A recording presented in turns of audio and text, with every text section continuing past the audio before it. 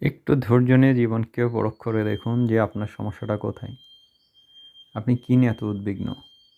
আপনি কি সত্যিকারের উদ্বেগের জন্য দৌড়াচ্ছেন নাকি ফেক উদ্বেগের জন্য দৌড়াচ্ছেন বা মেকি বা অলীক উদ্বেগের জন্য দৌড়াচ্ছেন? আপনার প্রকৃতিগতভাবে আপনি কেন উদ্বেগ প্রকাশ করবেন? আপনার মূল সমস্যাটা কোথায়? এটার একটু গভীরে চিন্তা করুন। ধরুন আপনার বাচ্চার স্কুলের ফি লাগবে। অন্যদিকে আপনার বাচ্চার আ মানসিক বিকাশটা সঠিকভাবে হচ্ছে কিনা। এখানে আপনি কোনটা নিয়ে বেশি উদ্বেগ প্রকাশ করবেন? বাচ্চার ফি এটা কোনো না কোনোভাবে আপনি পৌঁছে দিতে পারবেন। কিন্তু বাচ্চার মানসিক বিকাশ নেই। হয়তো আপনার স্ত্রী আপনার সাথে ঝগড়া করতেছে যে ফিটা কোথা থেকে আসবে। আপনি বলতেছেন অমুক জায়গা থেকে স্কুল আসবে।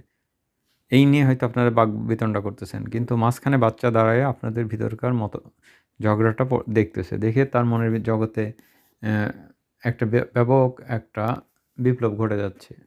যে অ্যাকচুয়ালি আমার বাবা-মাই তো ঠিক নাই। তারাই তো কলহপ্রবণ। তাহলে দুনিয়াতে কি ভালোবাসা নেই? এই যে মনের ভিতরে যে একটা বিপর্যয়, সেও কিন্তু শান্তি খুঁজে। সে তার এইখান থেকে একটা শিক্ষা গ্রহণ করলো যে পৃথিবীতে আসলে শান্তিও নেই, শান্তিপ্রিয় মানুষও নেই। যেখানে বাবা-মার কাছে আমি শান্তি খুঁজে পাচ্ছি না। অথচ এই স্কুল ফিটা কিন্তু দেওয়ার উদ্দেশ্যটাই হলো আপনার সন্তানকে শারীরিক এবং মানসিকভাবে, বুদ্ধিবৃত্তিকভাবে তার একটা বিকাশ সাধন করা। কিন্তু আপনারা স্বামী-স্ত্রী এটা একবারও চিন্তা করলেন না।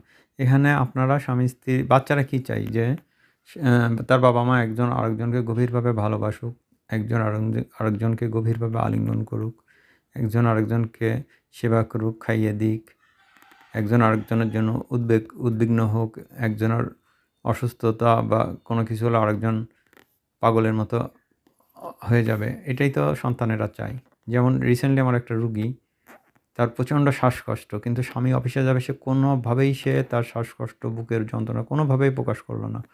মহিলার বয়স হবে ৩৫ বছর। কিন্তু যখনই স্বামী বেরোয় গেল, সঙ্গে সে গিয়ে বিছানায় পড়ে গেল এবং জোরে, জোরে হাঁপাইতে থাকলো। বাচ্চাগুলো কান্নাকাটি শুরু করলো। ইন দি মিন টাইম তার বাচ্চা আমাকে ফোন দিল, আমি দৌড়ায় গেলাম এবং তার একটা চিকিৎসার ব্যবস্থা হলো। আমি তখন মহিলাকে বললাম, "আপনি কেন বলেন নাই?" কয়, "আমার স্বামী টেনশন করবে।" এই যে শিক্ষাটা, এটাই হলো মূল।